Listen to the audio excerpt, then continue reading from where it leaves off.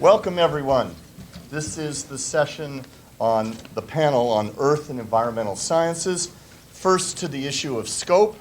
My name is Gary Mackless, and I'm the chair of this session. I serve as science advisor to the director of the U.S. National Park Service.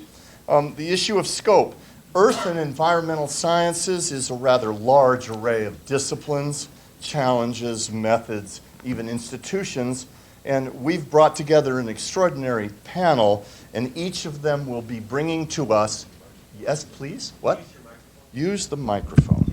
Excuse me. Turn it on too? Okay. I'm Gary, and this is the Earth and Environmental Sciences. It's an extraordinary panel. Each is bringing their own experience and insight, often linked to specific disciplines and topics, but we are not going to attempt in our hour and a half to cover all issues of all earth sciences and all environmental sciences. Each will bring a particular insight and distinction. The mechanics are as follows. I will introduce each speaker in turn, and they will speak to us for approximately 15 to 20 minutes. The subtle sign to the speakers that their time is over, and we want to leave room for discussion, is that I will stand up. We'll then have 10 to 15 minutes for open discussion. I would imagine they'll order you about like they did me and ask you to use the microphone to ask questions.